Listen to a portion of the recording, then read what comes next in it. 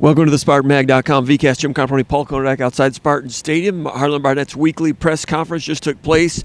Michigan week, Michigan State versus Michigan. Strange circumstances this year, different circumstances than in years past. We'll get to that in a moment. In the meantime, give us a like here at SpartanMag.com at our channel. Also, subscribe to the channel. Go over to SpartanMag.com, become a subscriber. We'd love to have you a subscriber over there as we continue to cover this football season and the coaching search as Michigan State looks for a successor to the Mel Tucker era. A lot of cleanup to do in the Michigan State football program right now. 4 straight losses. We were in Piscataway, New Jersey this past weekend for Michigan State's game against Rutgers.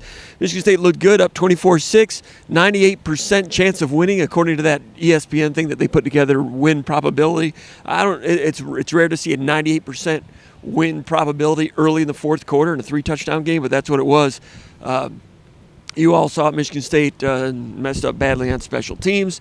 You know, when you go back and look at that game before we get into this game real quickly, the odd thing is that Rutgers dominated the fourth quarter with its running attack. When you go back and look at it, Rutgers only averaged 1.8 yards per carry through the first 3 quarters. And then everything changed. I'm still in the process of going back and looking at it. I'm looking at some of those because we were traveling all day yesterday.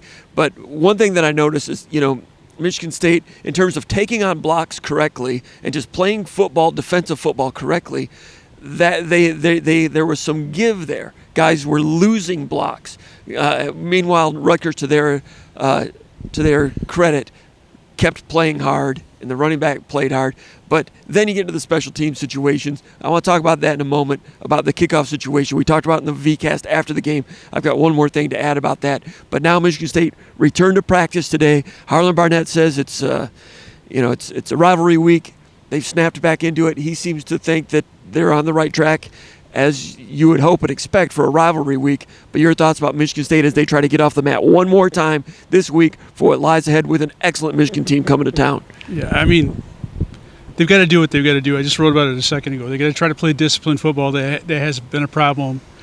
I mean, every single week, Harlon Barnett's been up at the podium saying, you know, like going back to the Maryland game, you know, if that's a winnable game if they play disciplined football. I agree with them. You know, the Iowa game, winnable game if they play disciplined football. Last weekend, Rutgers, you and I are both there. Definitely a winnable game. Definitely should have been a win if you played disciplined football. And at this point, I think, I'm not saying this negatively about this Michigan State team, but they found ways, you know, to lose games that they shouldn't have. Iowa and Iowa's a good team. You know, they're 6-1, 5-1 right now, whatever.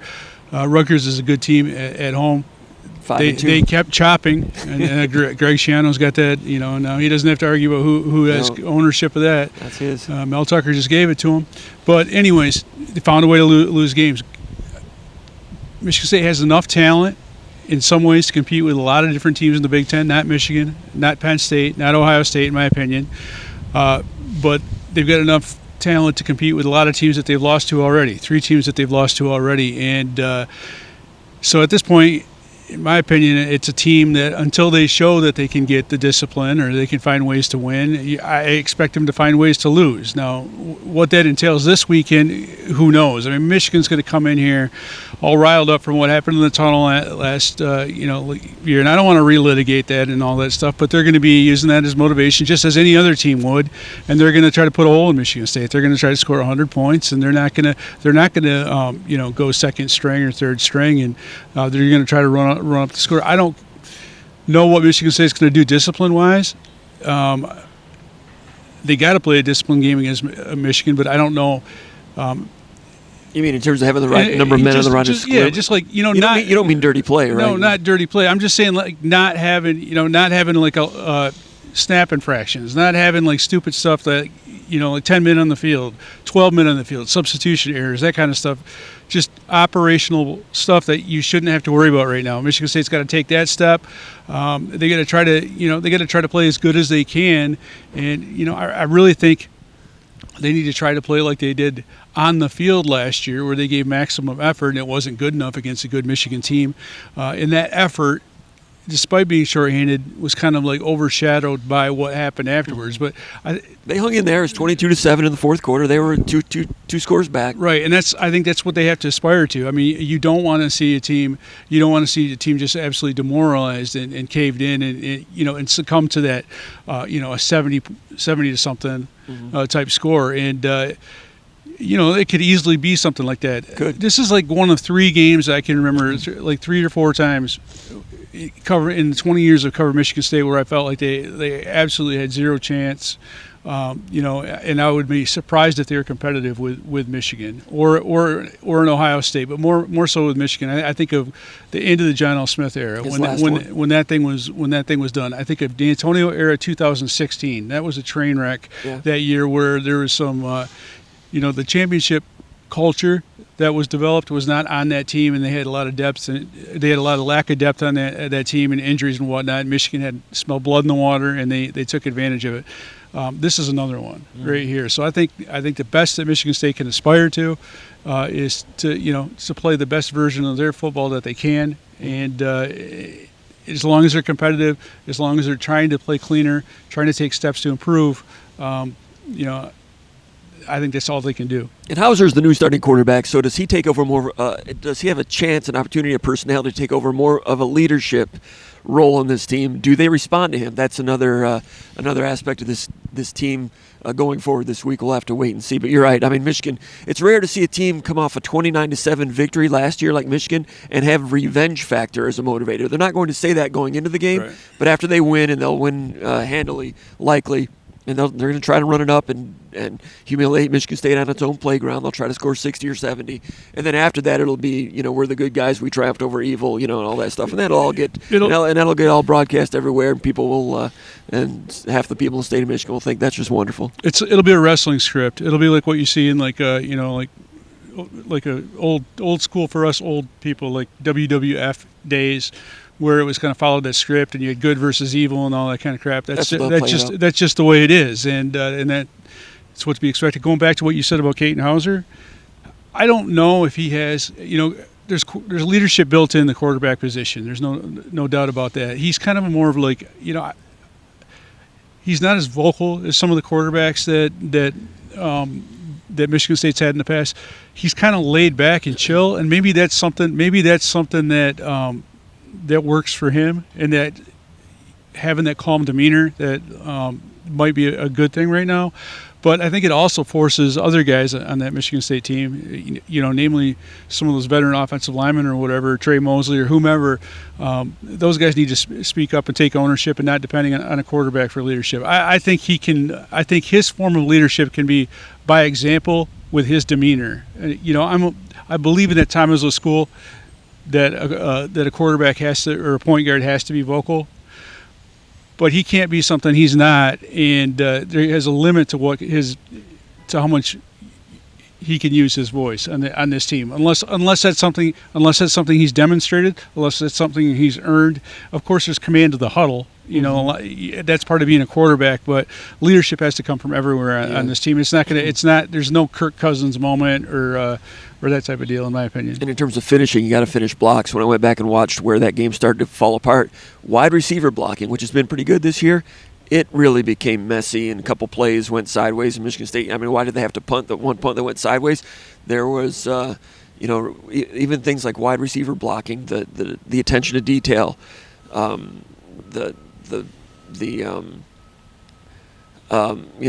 quality control that suffered before the complete breakdown. And then, we talked about in the postgame VCast, Michigan State being an onside kick protection for the kick that was pushed and short.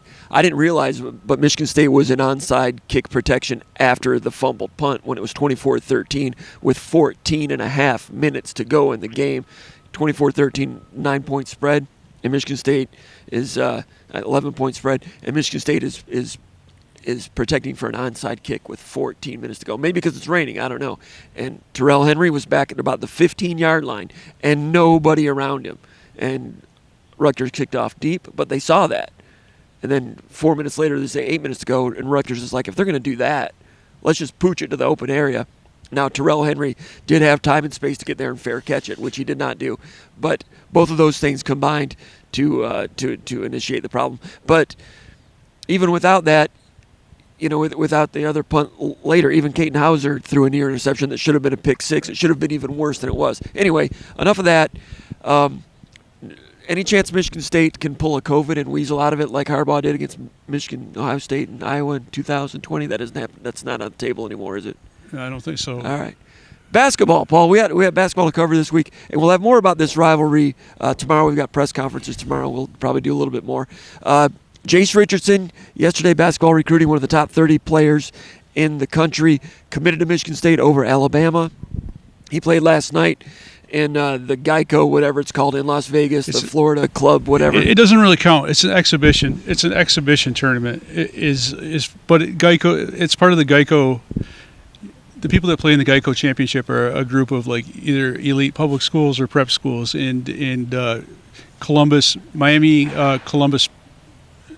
Christopher Columbus High School is where he goes, plays with the Boozer twins and some other players and whatnot. And they've got some good players on that team, but they played against Montverde. They said Florida Eagles. When I was watching on the phone in the car last night, I'm like, who are the Florida Eagles? But it is Montverde. I think they're probably trying to make the brand like they're the team in Florida or something like that. Montverde Academy in Academy. Florida. It's a high school, but it's not high school season yet, so they just kind of are club teams. Right, so ESPN never really explained that last night during the telecast. No, they didn't. I was watching with the sound down, and I'm kind of glad I was, because there's a couple times I had when I watch it with the sound up this morning, I was like a couple disagreements I would have with some of the people doing the announcing, but it was very impressive to me because Jase Richardson. We're talking about this on the message board, and I've said it. I can't stand mixtapes. I feel like you're the same way. I mean, the intent of mixtapes is for whoever put it together to get revenue off social media with selling a hype. It's basically a hype video. There's no negatives. It basically captures the viewer's imagination. And if Jase Richardson comes to Michigan State to play point guard, guess what, Jim? I want to see if he can pass, right? Because I've heard, we've covered this long enough, and we hear every year there's more and more talk about positionless basketball. There's more and more guys that are, just because they're under 6'5", are listed as point guards. And there's really it just feels like there's no such thing as a shooting guard under 6'5". So we've seen a lot of like what Jase Richardson can do against air. And some of the videos that have been out there, I've seen a lot of stuff with just highlights where it's just off the bounce type shooting. You haven't seen a whole lot of him as a point guard, and I got to tell you, that's what I was watching. When we were in the car on the way home while you were driving, and that's what I watched again this morning. And I got to tell you, I was really, really impressed for a dude that age to play with that kind of maturity and poise, and to resist some of the pitfalls that would normally, befall a lot of kids in his situation. You can see it over and over again.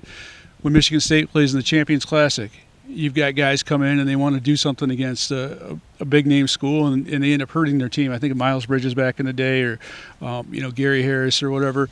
A lot of guys come in and make a lot of mistakes. So that's the first really big showcase game against a rival. In that prep school circuit, and he's new to that team, and he just played he played within himself. And I had in my book bag over there, I've got notes in there, and I've got plus written all over it, and it's just all these little type of plays that, like I said to you last night in the car, he did about 8 or 9 things that will never show up on a mixtape in that first half. He scored 3 points. The announcer coming in the second half, the first thing he said was, Jase Richardson had a really quiet half. He needs to take on more of a, he needs to wake up a little bit and score some points. I saw Jase Richardson making winning plays all over the court in that first half. Yeah. Whether it was contesting a shot against a guy that's much bigger than him, that should be able to score over him, doing just enough to force a miss, rotating to the rim as a help defender, getting rebounds, making passes. The transition passing is something that is really, it was so crisp, man. It was like in the hockey assist passes. And Jase Richardson, man, I really like him. I've always thought of him as a combo guard, because you hear that thrown around a lot. I look at him now and I say, man, he's a point guard that can do some things and create for himself, but he really showed me that he can play within the structure of a system, and everything I saw from him translates really well to college. It was a big-time game last night. I agree with all that. I watched it late last night after he got back, and same thing, man. I'm like, this guy's excellent. I hadn't really watched him in a full game. I'd watched highlights, but that's, highlights, like you said, it's hard to glean anything from that. But a full game in a situation like that where, every player on the court is a Division I player. This is big-time. Prep basketball. and he played the two guard most of the night. Played a little bit of point guard late in the late going, but as a two guard was the best passer on the court, hands down, easily. Not even close. Like like the Boozer kid who people talk about being like the best point guard in his class. Jase Richardson, man, in terms of like what you need to do it at the college level, and the speed with which he can move the ball up the floor, the way he changes speed with a dribble for a guy that's in high school, that's really rare. That's something I remember like Cassius Winston used to do as like a mature college point guards do, where they lull you to sleep, put on the jets, but he makes great passes. The one thing I really liked about him a lot, for a 6'2" guy that's used to playing against like an EYBL competition against guys that are really tall, usually 6'5", 6'6", or higher, point guards, two guards, whomever's driving to the rim tend to fall in love with those floaters and stuff like that. Not him. Everything was like really, really fundamentally sound, and that's rare in my opinion, that you don't have to reprogram a guy. There's a couple times where he made cuts to the rim, and shot over Cooper Flagg, who's a really good shot blocker, disciplined shot blocker. He did like 2 or 3 shots where he went over guys, and it was like fundamentally sound. He didn't go too deep into the shot blocker. There's another time where he dribbled to the elbow, and rose and fired when they backed up on him a little bit, playing him to drive to the rim. Another time where like the most kind of exotic shot that he had was where he did that. Where he did the reverse pivot at the in the paint, and he shot a tough shot over the kid going to Indiana, but that was fundamentally sound, tough shot. It wasn't one of those crappy like fadeaway type shots. Yeah. It was fundamentally sound, like you'd expect, like Malik Hall at his best. And I didn't see one like erase play. Okay, erase that from the highlight. I mean, everything was team oriented. Everything was fundamentally sound. Using his pivot foot or pull up jumpers from medium range. His first 3-pointer early in the early going, he was off the dribble and semi-transition, pulled up from 3, and it just looked pretty. He never was like got over his skis trying to get his. It was all within the context of the game, and I thought it was an A+ effort and performance from Jase Richardson, the son of former Michigan State great Jason Richardson. Does not play like Jason. He has true combo guard skills in terms of medium range shooting, and a passer from the wing or the point. A lot to work with there, and a team-oriented, fundamentally sound guy with some athletic ability. That's a great pickup for Michigan State yesterday, because going into the weekend, I was at 50-50, maybe even a shade below 50-50 on whether Michigan State was going to get him. That's big news that Michigan State got him yesterday. It really felt like Bama. It really felt like Bama was that team that was kind of gaining ascendancy, and I think part of it is because you look at the Michigan State situation at point guard, and they've got multiple point guards. Like I wrote this yesterday. Izzo's never going to get caught for the rest of his career. He's never going to get caught in a situation that he had with Rocket Watts. A.J. Hoggard is a true freshman before he was physically ready to do it. And Foster Loyer, where he didn't have a real point guard. So he wants point guards on this roster. But I think the other thing is he showed me like Jase Richardson showed me that he can play like a Tyson Walker, with A.J. Hoggard, like, those 2 point guard sets. He's going to be able to fill whatever role they need. I really share like the court with the Fears, Jeremy Fears. And it's not going to be a problem. And you could see that he's really a team player, which we kind of wonder, because you're like, okay, he's transferring from Bishop Gorman. No disrespect to him, that he's entitled to do that. But anytime a kid makes a transfer like that to a hype team that has a lot of guys, you just kind of wonder, okay, what's his motivation? What does he want out of that? Was he not able to do enough at Bishop Gorman, that type of thing? But I was impressed. The other thing I want to point out, just before we wrap this up, the hustle plays, the floor burn plays. I was talking about this doesn't count, it being an exhibition game, but he was on the floor several times, and he had a tie up late where he really fought in traffic to get to loose ball. But the hustle plays were really great. Like one time, like there was a block shot, and he dove towards the baseline and saved it, and it led directly to a transition bucket. Another time, I could count on like 3 or 4 floor burn type plays. The kind that gets Izzo off the bench, clapping. Yeah. And it's not something that you expect. It's not something I expect from a high school player that's ranked as highly as that in an exhibition game. Right. I mean, Izzo's grown to love Hoggard and Tyson Walker. He already loves Fears. He's loved Jase Richardson for a long time. But Richardson, and fears going forward. Izzo's going to love those too, and the future looks great in the backcourt for Michigan State going forward. We're going to sign this one off. We'll be back probably on Tuesday. We got coverage throughout the week. Michigan State versus Michigan. Was I off base with that COVID comment? No, it was okay. A little distasteful. No, it's not. It's one of those things. I apologize. No, it's one of those things you say is like a wink to subscribers, so they can be like, Jim got a zinger. It's one of the things that annoys the hell out of me sometimes. Sorry about that. Which is fine. You've been annoying the hell out of me all weekend, right? For about 20 years, almost. Vice versa as well. No. No, you don't annoy me. It is. I mean, it's just one way. I annoy you. I'm all working right. on it. It's like a marriage. I'm working on it, but I apologize if I offended anybody. It's not a big deal. I knew it was coming. Sorry. Yeah. Football season seems like its season should be over, Paul. One more thing on the basketball recruiting It's only front. halfway done. One more thing on the basketball recruiting front. You look at the class that they brought in. You got Jesse McCulloch. You got Kurt Tang. Kurt Tang is like a really team-oriented OKG. Our kind of guy, tough, well coached. He does some really good things in mid-range. He's got a really nice shot. I think he's going to fit really well. Athletic. I think both Jase Richardson and Kurt Tang are more athletic than they're given credit for. And I think Jesse McCulloch is a guy that is going to play. And I've told you this. Maybe I'll be wrong. Maybe he'll end up being Kenny Kaminsky, but I don't believe that. I think he's going to be better in college than he is in high school.